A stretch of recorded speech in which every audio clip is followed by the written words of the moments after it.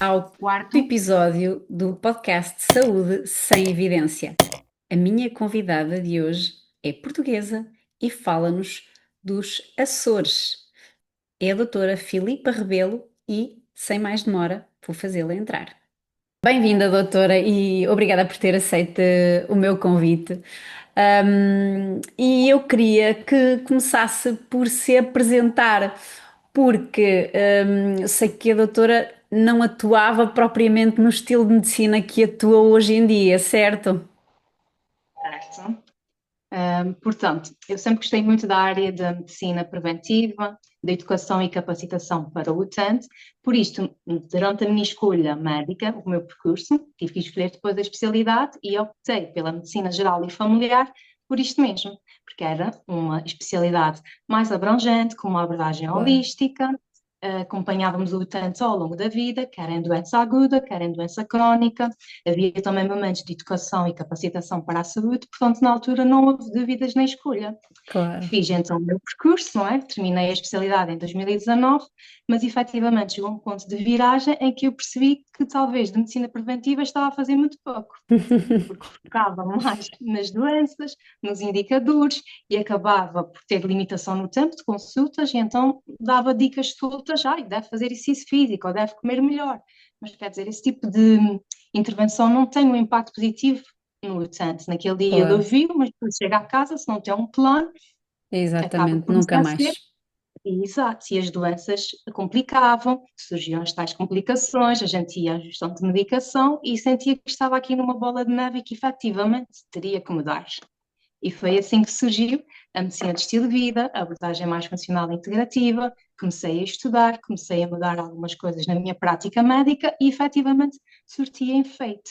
E então comecei-me Claro. a apaixonar cada vez mais por esta área.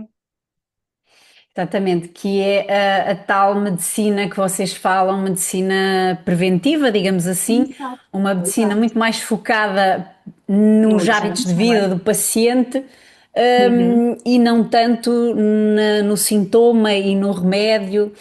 Um, e qual é a diferença, assim, mais gritante que nota, tanto, é como diz, nas consultas de medicina que praticava, eu imagino que tivesse Uhum. sido num hospital ou, Centro de saúde, sim, sim. pronto, numa situação pública, não é? Em que vocês, Uhum. já toda a gente teve uma consulta com um profissional de saúde, pronto, sabemos que o tempo é limitado, que de facto vocês Claro. têm aquele número de pacientes para atender e, portanto, qual é, o que é que se destaca mais das suas diferenças das consultas que dava e das consultas que dá atualmente? Quais são as diferenças assim mais gritantes? Eu acho que a principal diferença é a organização da consulta e ter tempo para ouvir. Isto é o que faz diferença. E não ter aquelas burocracias e aquele tempo limitado, conseguirmos em conjunto atuar nos estilos de vida, o que é que podemos mudar, como é que o vamos fazer, porque temos que ter as coisas bem definidas, não podem ser dicas e sugestões soltas, têm que ser adaptadas àquela Claro, situação. E sim, aí é que eu percebi que faz diferença. É o tempo para vir, o tempo para cuidar. A principal diferença é esta. tempo. É, porque Uhum, depois cada paciente pode precisar de ajustes diferentes, mas 15 claro. minutos ou 20 minutos, ou eu nem sei quanto é que agora os profissionais têm, mas realmente é muito pouco tempo para conseguir de facto sequer aprofundar queixas que eles tenham, quanto mais Claro. entrar nesse tipo de detalhes. Uhum. Nota, portanto, as pessoas, e a doutora está nas redes sociais, portanto, com certeza que também na sua prática isso a afeta um bocadinho.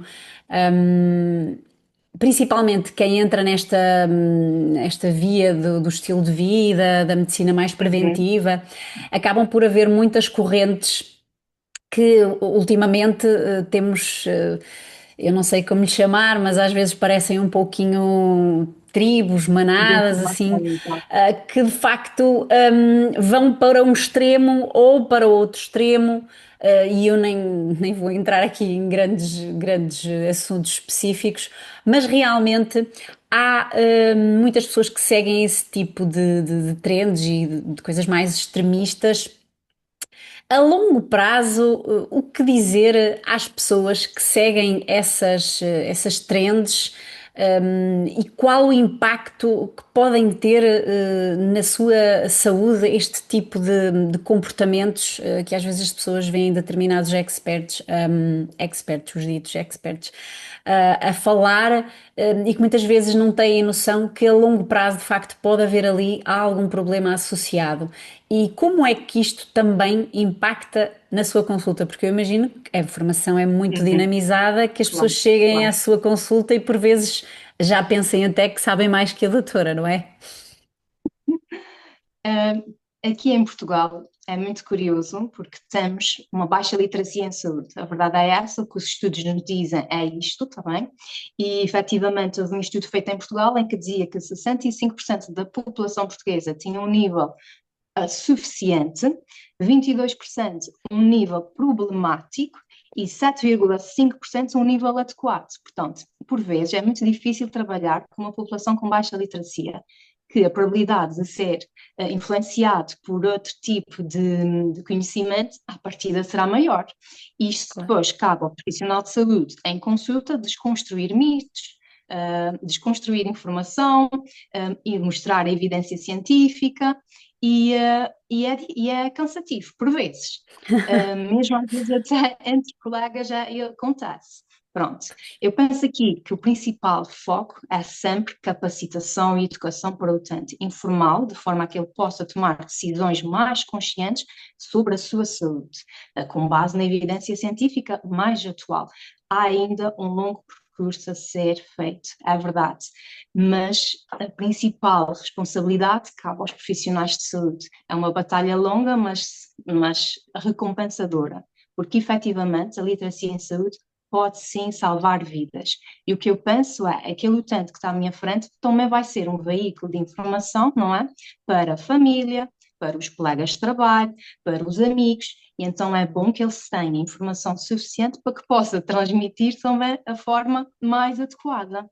Claro. Portanto, sim, na minha consulta também acabo por trabalhar capacitação do utente. Claro. Ahm, Mesmo assim, portanto, as pessoas já, quando trabalhava no Sistema Nacional de Saúde, Uhum, tinham uhum, os pacientes lhe calhavam, digamos assim. Portanto, se uhum. calhar, acabava por ter, penso eu, pacientes com uma literacia em saúde até um bocadinho mais reduzida. Neste momento, acredito que, portanto, os pacientes já procuram. Mesmo assim, Com intenção. esses Uhum. pacientes ainda têm obstáculos, quer desta questão da informação que se vê na internet, quer algumas crenças que os dificultem a colocar aquilo que a doutora, portanto, indica na consulta em prática. Quais são as dificuldades, os obstáculos dos pacientes, as desculpas até mais frequentes na sua prática? Ok. Portanto, a medicina do estilo de vida trabalha muito com a aquisição de novos hábitos, não é? Alterar hábitos antigos para hábitos novos, e isso tudo leva o seu tempo. Eu não estou à espera numa consulta que aquele utente Claro. consiga mudar tudo ao mesmo tempo, não é? E sim temos que ir por parte e prioridades. E antes disto, a gente tem que incutir no utente o porquê da mudança. Ele tem que perceber quais são os ganhos em saúde que irá ter para conseguir sim fazer aquelas alterações na sua rotina. E eu gosto muito de utilizar várias estratégias em consulta. Uma delas é a estratégia SMART, está bem? Que define os objetivos que define os objetivos por específico, mensurável, atingível, relevante e temporal. Ou seja, não é só dizer ao utente, olha, vai ter que fazer exercício físico. Está bem, mas como é que vai fazer exercício físico? Quanto tempo de exercício físico? Qual é a frequência cardíaca que tem que atingir? Quantas vezes na semana? Qual é o objetivo com aquele exercício físico? O que é que ele vai ganhar? Quando isto está bem definido, é muito mais fácil da gente depois explicar e reduzir os medos, reduzir a falta de adesão, conseguir sim ter benefício claro na saúde e assim ganhar mais motivação para a mudança. Eu penso que a literacia em saúde não tem muito a ver com a escolaridade, ok? Eu já vi Pois, pessoas com níveis de escolaridade mais alta, com fraca literacia em saúde, como também já vi o contrário. Eu ok. acho que isto aqui é muito cultural, porque fala-se pouco sobre literacia em saúde e acho que tem que ser uma coisa que Sim, sim. devemos sim apostar aqui na nossa região. Ok. Pois, porque às vezes nós temos aquela ideia que as pessoas que têm menos Uhum, escolaridade têm uhum, menos literacia em saúde, mas de facto até pode acontecer o contrário, não é? Porque claro, esta coisa da saúde é um mundo e cada vez mais às vezes as informações divulgadas enraizam-se de tal maneira e não está muito conectado a literacia às vezes com o tipo de informação que a pessoa absorve e consolida e depois exato. espalha. Mas é interessante ouvir isso. Lá está, se calhar uma pessoa com menos literacia até consegue acatar mais Aham, exatamente, às vezes porque também tem menos confiança, menos estudos e confiar exato. naquilo que o profissional está a dizer. Agora há aqui um tema que este afeta-me até a mim um pouco, não é? Porque normalmente nós tínhamos um bocadinho aquela ideia de que é tudo culpa da genética. Aqui há uns tempos era tudo culpa da genética. Se o pai ou a mãe tinham diabetes ou Uhum, hipertensão uhum, arterial ou se tiveram um uhum, cancro, enfim, a maioria das doenças está muito ligada à genética. Mas, e esta também era uma das minhas crenças há uns anos, porque eu também tenho um histórico familiar de diabetes e pré-diabetes, e aquilo já uhum. está tudo enraizado na família, e portanto a minha avó dizia: "Mãe, tu vais ter diabetes, isso é uma questão de tempo." Portanto, como é que podemos esclarecer os nossos ouvintes de que Uhum, isto não é verdade? Para as pessoas começarem uhum. a mudar o seu mindset. Porque uma coisa é ouvir isto de uma pessoa que não está dentro da área e que não vê as mudanças a acontecer. Outra coisa é estar uma médica que, com certeza, já na sua prática, conseguiu ver genéticas a caírem por terra depois da sua Exato, intervenção, não é? exato, exato. Efetivamente, isso é verdade o que tu dizes, Patrícia. As pessoas estão muito focadas na genética. Tanto que na minha consulta eu faço sempre a pergunta, antecedentes familiares, e então as pessoas estão muito específicas, porque a minha mãe tem isto, o meu pai tem isto, Claro. então eu vou ter aquilo. E é engraçado ver isto, porque depois, quando eu desconstruo em consulta e explico que efetivamente o que tem maior impacto na longevidade são os hábitos e estilo de vida, para aí 90% fica muito admirado. E a verdade é esta. A gente até pode ter uma genética desfavorável. E o que dizem os estudos é, de genética desfavorável, temos uma maior probabilidade, em cerca de 20%, de mortalidade. Pronto. Mas, se a gente tem hábitos e estilo de vida desfavoráveis, está bem, pouco saudáveis, esta percentagem aumenta em 78%. Ou seja, uma má genética com bons hábitos e estilo de vida provavelmente vamos ter uma maior longevidade, ok? Mas se a gente tiver uma boa genética, maus hábitos, vamos ter uma longevidade menor. Aqui o que tem efetivamente impacto é não fumar, não beber álcool, uma alimentação equilibrada, praticar exercício físico, um sono regular. Estes são os fatores que mais promovem uma boa longevidade e são esses que eu tento trabalhar efetivamente na consulta e ao acompanhar o utente. É muito gratificante quando a gente percebe que estas mudanças têm um impacto direto no dia a dia. E depois uma coisa engraçada é que não é só no utente. Depois o utente melhora também a sua alimentação, consequentemente a alimentação da família também melhora. Ok? Ou seja, também Claro. conseguimos aqui melhorar a alimentação dos filhos, melhorar a alimentação do marido, então aquele agregado familiar começa a viver melhor. E é isto o engraçado da medicina de estilo de vida e da medicina preventiva, é que o efeito não é só naquela pessoa que a tem à minha frente naquela hora e meia, é depois toda a envolvência. Até porque depois costumam vir os maridos à consulta, os pais, e isso é muito engraçado porque também faz-me lembrar um pouco da medicina geral familiar, não é? Que está Claro, habituada a seguir o a agregado seguir tudo. familiar. Exato. Engraçado. Então é realmente muito gratificante trabalhar aqui na medicina do estilo de vida e da mudança de hábitos, porque as pessoas sentem a diferença. E quando são conduzidas e alguém lhes diz: Olha, este caminho é melhor, porque eu já estudei, eu sei que por aqui a gente vai conseguir ter resultados. E quando os atingem, dizem: Doutora, afinal tinha razão. Ou finalmente percebo porque é que me sentia assim. Claro, as pessoas precisam de ter justificativas, elas precisam de entender o seu corpo para conseguir mudar. Só assim é que a mudança vai ser mais eficaz. E eu acho que nós nos esquecemos que, além dos genes, herdamos uma coisa Uhum. que é o mais impactante, que são os hábitos, lá está. E talvez Absolutamente, sim. ao fazer essas mudanças e ao trazer o agregado familiar todo, já estamos a Uhum. deixar para a geração seguinte uma Um bom herança. legado.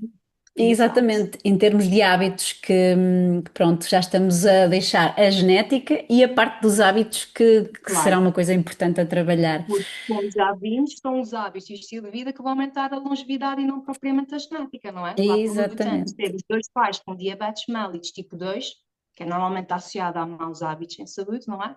Não quer dizer que vai ter, ou até pode ter essa probabilidade, mas conseguimos sim atuar precocemente, analisar e mudar o desfecho dessa doença e a saúde deste utente. Portanto, isto tem um impacto realmente muito grande a longo prazo, tanto na saúde, na família, como na claro. sociedade, não é? Uhum. Pois os custos também são maiores para o nosso sistema regional de Ah, saúde. sim, isso já dava um podcast sozinho Aham. É por si mesmo, só, é mas mesmo. pronto, porque estamos todos a pagar pelos maus hábitos. Preço. E caro, muito caro.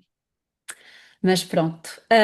Outra coisa que a nossa sociedade, e também contribui para, obviamente, toda Uhum. esta cascata que nós temos de todas as doenças, porque eu acho que o stress é transversal a todas as doenças. De que forma é que isto impacta a nossa saúde? Hum, e há de facto pessoas mais resilientes do que outras ao stress, porque parece que nem toda a gente responde de Uhum. forma igual. Uhum. Infelizmente, isso é um problema muito frequente nas consultas, que é o stress crónico, a ansiedade, o perfeccionismo, que eu não digo, eu costumo dizer que não é uma virtude e que por vezes também tem que ser trabalhada. Mas a verdade é que vivemos numa sociedade altamente estimulante, não é? Recebemos notificações, mensagens, Claro. e-mails, então parece que estamos constantemente a querer tapar buracos em todas as áreas da nossa vida, familiar, pessoal, profissional, e isto ocorre quase nas 24 horas. Ok? E às vezes as pessoas não têm noção do impacto e do stress na saúde, porque quando a gente ativa a via do stress, que é a via do cortisol, o cortisol é a hormona do stress, dá sinal ao nosso corpo que estamos constantemente em perigo. Ou seja, há aqui uma série de alterações metabólicas e fisiológicas que têm impacto na saúde. Promove o aumento de doenças oncológicas, aumenta a inflamação de baixo grau, diminui a progesterona, o estrogênio, a testosterona, ou seja, as hormonas da reparação, do bem-estar, da reprodução, são quase como que frenadas, porque o objetivo é aquele perigo, Pois, aquele stress, então o cortisol é que fica ativado. E é importante sairmos deste ciclo vicioso e que não é fácil. Não é fácil. pois Eu não. penso aqui que também temos que ter, por vezes, algum apoio de outros profissionais de saúde para tentar aqui regredir e parar.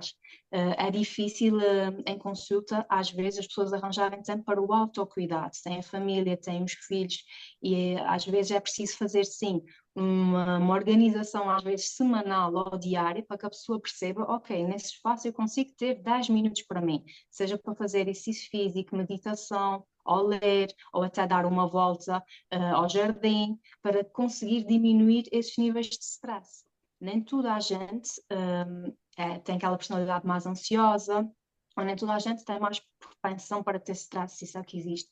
Mas eu acho que é mais uma componente de autocontrole, de autoconhecimento, regulação de emoção, estratégias de coping. Há pessoas que se calhar já foram ensinadas para isso e já têm essas estratégias incutidas e conseguem lidar com o stress.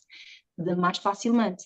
Mas Uhum. isto tudo pode ser e deve ser trabalhado. Não vai ser um caminho fácil, mas é sim execuível. E quando temos alguém, um profissional de saúde, que nos saiba orientar da melhor forma, tudo se torna mais fácil. Claro. Eu acho que isso é um problema agora da nossa sociedade e que sim, deve-se falar sobre isso e deve-se intervir para que as pessoas vivam com mais qualidade de vida.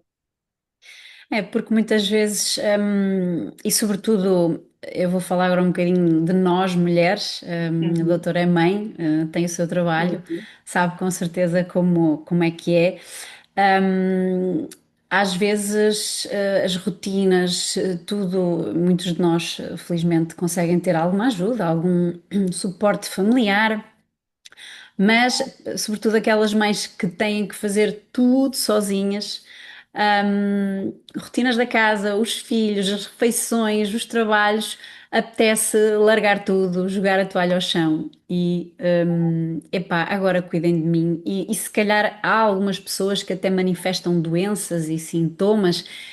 Exatamente como uma forma do corpo extravasar toda aquela carga acumulada com que não consegue lidar. Como é que orienta as suas pacientes, principalmente as mães, sente esta dificuldade nelas, se sente a dificuldade nelas e como é que as orienta para as ajudar, digamos assim? uhum. Infelizmente, isso é verdade, está bem? Vejo constantemente nas consultas essas mulheres já exaustas, acharem que fizeram pouco, mas no fundo já fizeram muito, não é? E por vezes a gente tem que também ajustar aqui as expectativas. E eu costumo dizer sempre que família feliz e filhos felizes têm que ter uma mãe feliz, porque a mãe é a base. Quer a gente queira, quer não, a mulher tem um papel muito importante na sociedade e quase sempre é catalogada como cuidadora, mas depois ninguém cuida dela. E isto é uma mudança de mindset que tem que ser trabalhada. A mulher também, a mulher, mãe, também tem o direito de descansar. E eu não consigo só numa consulta intervir em todas as áreas. Então a gente foca-se, por exemplo, nesta área de mais de gestão de saúde mental, de stress, de autocuidado e fazê-las crer que sim é possível tirar nem que seja 10 minutos por dia para estar só a existir, basicamente, para conseguir então, exato, é isto, para conseguir então depois ter tempo para perceber onde é que pode mudar e o que é que pode fazer. Há famílias que efetivamente têm falta de apoio, não é? Porque hoje em dia a gente também Claro, está numa era em que os nossos pais trabalham, não é? pois é. Portanto, trabalham os nossos pais, ou seja, os avós, e nós trabalhamos e depois os miúdos aqui que têm uma carga também emocional muito importante. E depois tem aquela coisa que eu gosto de chamar que é o síndrome do cuidador, que é o sentimento de culpa quando a gente tira 10 minutos, não Ai, é? sim, sim, Para sim. cuidar de nós, ou quando a gente tira uma hora para irmos ao ginásio, não é? Para cuidar de nós. Mas o que eu faço querer é, se a gente não tiver esses 10 minutos ou aquela hora no ginásio, tu vais ter uma mãe mais reativa, tu vais ser uma mãe mais impulsiva. E os miúdos, os filhos vão notar isto. Portanto, naquela hora não é hora perdida, é uma hora investida em ti para tu teres mais paciência no teu autocuidado, no cuidado dos outros, mais disponibilidade, menos volatilidade. E isto é importante. Quando há essa mudança de mindset, as mudanças geralmente ocorrem, porque percebem depois a diferença. Às vezes, tomar consciência do estado em que se está e Uhum. É dessas difícil. pequenas coisas que vão sendo feitas, acho que é o mais importante, não é?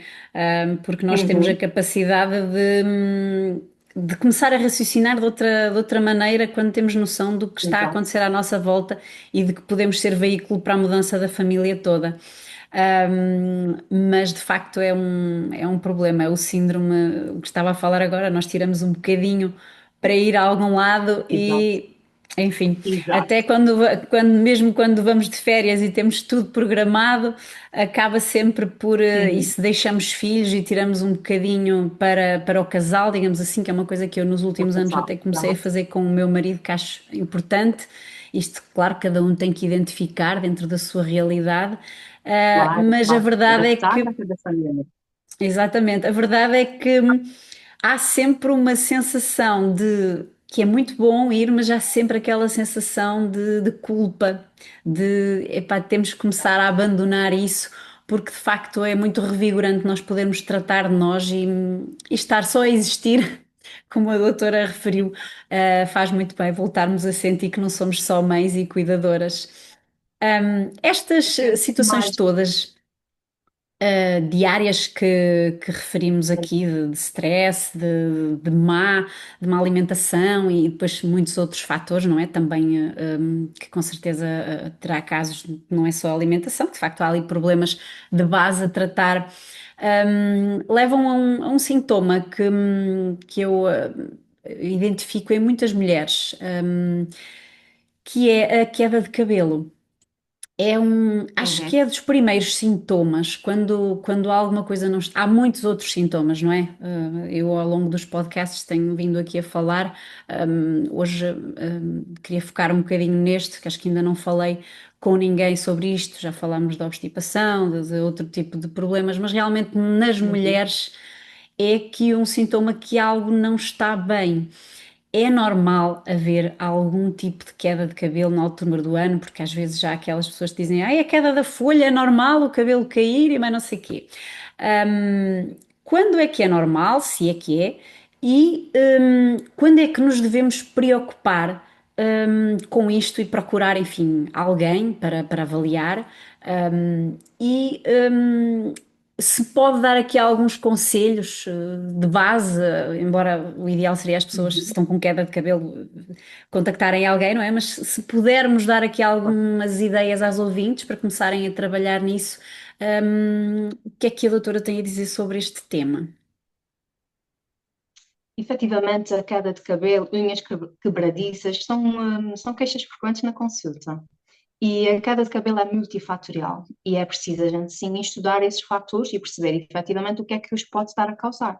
Temos também desde alterações hormonais, está bem? Patologia da tiroide, o pós-parto, a perimenopausa e a menopausa, são tudo aqui alterações hormonais que podem ter uma maior propensão à queda de cabelo. Temos também, às vezes, déficits nutricionais, como por exemplo a falta de ferro, o zinco também é frequente, e também pode haver aqui a parte da queda sazonal que tem a ver com as estações do ano. E Ok. também tem ainda aquela componente mais genética, que não é, que é a alopécia androgenética, que é frequente nos homens, mas também pode afetar efetivamente as mulheres, e até tem visto muito em consulta, que é aquela queda de cabelo que tem muitas características aqui na zona das entradas. E isto é uma coisa que preocupa muitas mulheres, não é? Porque também interfere com a sua imagem. E nota isto na perimenopausa e menopausa, essa preocupação. O que é que efetivamente a gente pode fazer? Primeiro temos que estudar as causas, não é? Para conseguir perceber e orientar da melhor forma o tratamento, não é? Se há um déficit de algum nutriente, a gente vai corrigir, se é uma doença hormonal, a gente vai equilibrar as hormonas. E, portanto, aqui é importante ter sempre esse estudo. Mas também é preciso ter a noção que todos os outros hábitos também vão influenciar o cabelo, a sua Claro. saúde, a vitalidade, a queda, o brilho, não é? O beber água, uma alimentação rica em anti-inflamatórios e antioxidantes, o exercício físico também é muito importante, o dormir, que ajuda tanto na saúde capilar como também da pele, uma boa relação social com os amigos, boa família, isso também é importante, porque depois pode Claro. causar stress e o stress causa queda de cabelo. E, Exatamente. e aqui, exato, e aqui é um conjunto de fatores que têm que efetivamente ser estudados em consulta para que a gente possa assim tratar da melhor forma e orientar a utente ou o utente.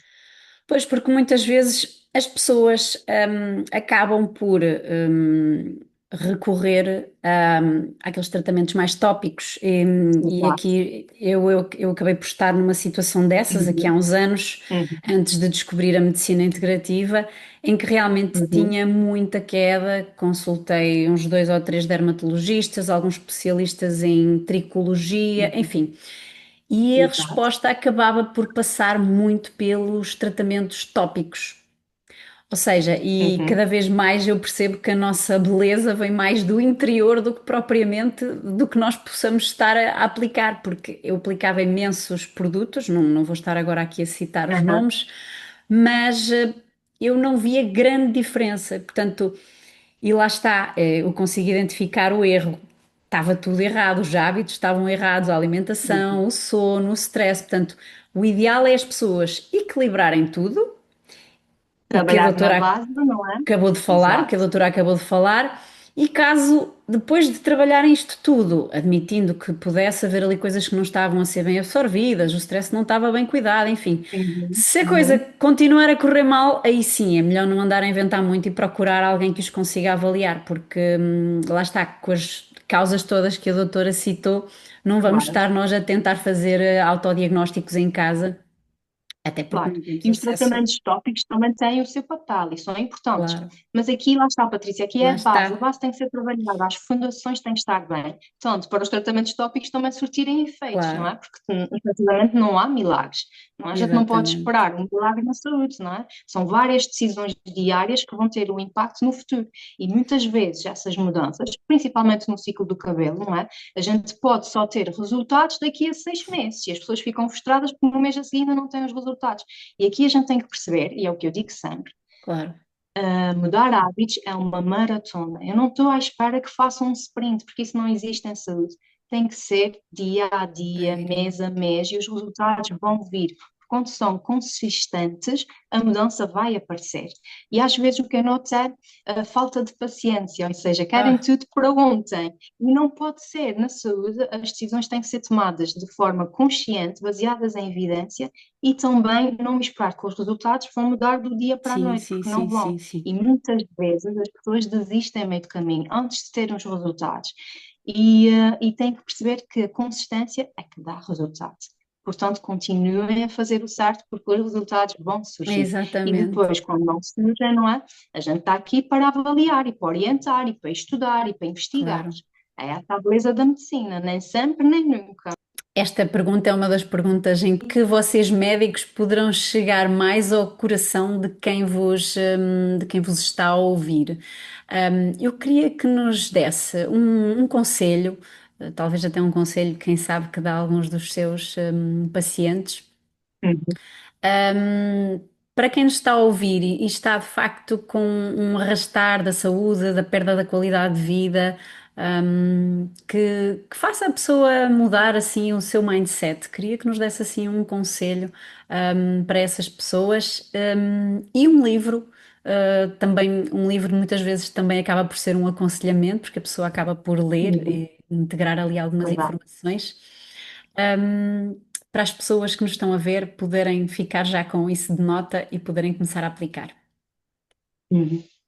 Eu acho que o melhor conselho que eu posso efetivamente dar a toda a gente, inclusive aos meus utentes, e com base, não é, nesses últimos 10 anos a exercer a medicina, é cuidem da vossa saúde e invistam na medicina preventiva, porque efetivamente é isto que vai fazer diferença, é isto que vai vos dar qualidade de vida a vocês, à vossa família, vai promover viver com uma maior longevidade. Ou seja, efetivamente, a esperança média de vida em Portugal tem vindo a aumentar. Na verdade é esta, e ainda bem, com os avanços da medicina, não é? Com as medicações, com os Claro, tratamentos de cancro, as pessoas vivem mais tempo. Mas não é só viver com mais tempo, a gente tem que começar a viver com maior qualidade, ou seja, eu quero que os últimos anos de vida daquele utente não sejam na cama, não sejam acamados, a depender de terceiros. E é importante isto, falar e ser abordado, porque depende das decisões de cada um. Como a claro, gente viu, há a parte genética que pode efetivamente ser modelada pelos estilos de vida.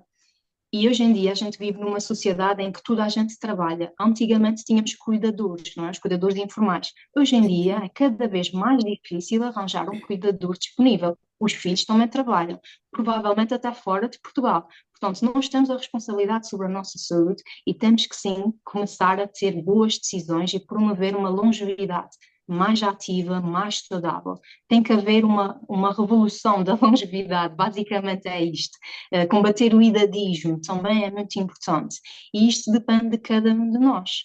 Portanto, este seria o meu conselho. claro, Invistam em saúde para que não tenham depois de investir em recuperá-la. Isto é importante. claro, Em relação aos livros, eu gosto muito de ler e dou sempre sugestões aos meus utentes, porque efetivamente, às vezes as pessoas não têm noção disto, mas um livro por vezes custa menos de 20 euros e nós temos ali 200 ou 300 páginas de sabedoria e ensinamentos de uma autora, às vezes ensinamentos de uma vida, não é? De pesquisa, e não é claro. valorizado.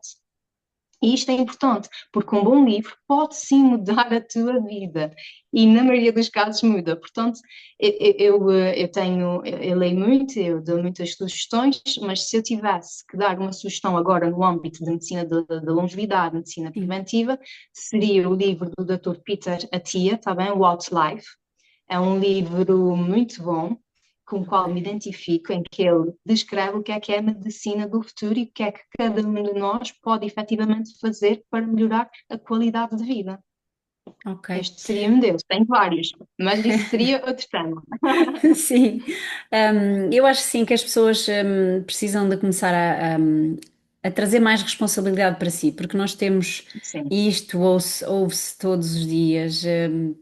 Enfim, as pessoas a comentarem que estão doentes, estão assim, têm que ir ao médico, ver o que é que o médico vai dar, porque já há esta ideia já é esse pré-concebida. pensamento, exato. Exatamente. As pessoas já vão ao médico. Eu acho que já nem.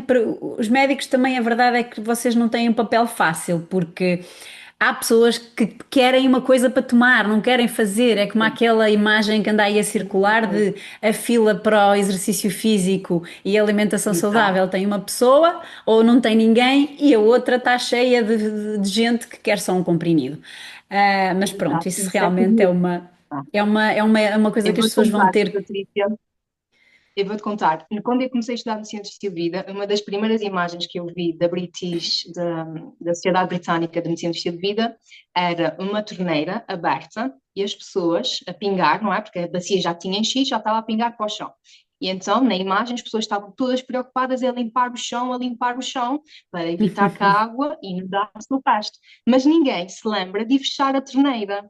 E a medicina de estilo Claro. de vida, a medicina funcional, integrativa é isto, é fechar a torneira, porque é muito mais fácil a gente ir à causa do problema, não é? Do que estar depois a correr atrás Exatamente. do prejuízo, que é que a gente tem feito ultimamente Nos últimos anos. nos últimos anos. Sim, sim, sim, sim. É uma E é uma imagem imagem que perfeita. ficou na minha memória. Sim, Exato. sim. Doutora, e para as pessoas começarem a fechar a sua torneira, ahm, como é que a podem encontrar para as ensinar a fazer isso? Como é que a podem Uhum. consultar, dar consultas online? Se dá presenciais, onde é que dá? Uhum. Fale-nos um bocadinho para começarmos aqui a divulgar esta medicina que eu acho tão importante e tão bonita e que tem sido tão desvalorizada. Exato. Eu, para começar a capacitar e educar os utentes, criei uma página no Instagram em que falo só sobre medicina preventiva e estilo de vida, sugiro estratégias, livros, porque na realidade temos que sim falar sobre isto. Claro. Em consultas, neste momento dou consultas presenciais em São Miguel, nos Açores, em Uhum. duas clínicas, e também vamos começar também a fazer o online, então, para chegar assim a mais pessoas. Mas Ok. alguma informação que seja necessária na minha página do Instagram, tem os meus contatos, o e-mail, tem tudo certinho. Ok. Portanto, quem quiser consultar consigo online, Uhum. provavelmente entra em contacto consigo, faz Exato, agendamento da isso mesmo. marcação e já Exato. está tudo certo. Sim, porque hoje em dia as pessoas têm muita ideia de que é necessário estar com o médico presencialmente, mas eu posso lhe Uhum. dizer que eu tive uma consulta de ginecologia online, e eu senti-me mais vista pela médica online que o que Do que precisou, presencial. obviamente, precisou de que eu fizesse numa clínica aquele exame do Papa Nicolau, essas Exato, coisas assim, mas a exato, claro. quantidade de perguntas que ela me fez que nunca ninguém me tinha feito. E, portanto, às Exato. vezes já é esta, obviamente que temos ali o caso do dentista, não é? Que aí é um bocadinho, acho que é a Sim, única especialidade. sim. De resto, eu acho que vocês já conseguem mudar vidas, através do Sem online. dúvida. E Isso, efetivamente há indicadores em saúde que o utente pode medir em casa ou numa farmácia e depois trazer para a consulta e a gente analisa, exatamente. não é? Hoje em dia Exatamente. há solução para tudo. Doutora, muito obrigada pela sua presença aqui. Vou deixar depois todos os seus contactos para que, quem estiver interessado em começar a correr atrás de uma saúde mais preventiva a possa contactar. Muito obrigada pela sua presença Obrigada, e Patrícia. Foi um até gosto. uma próxima, com certeza.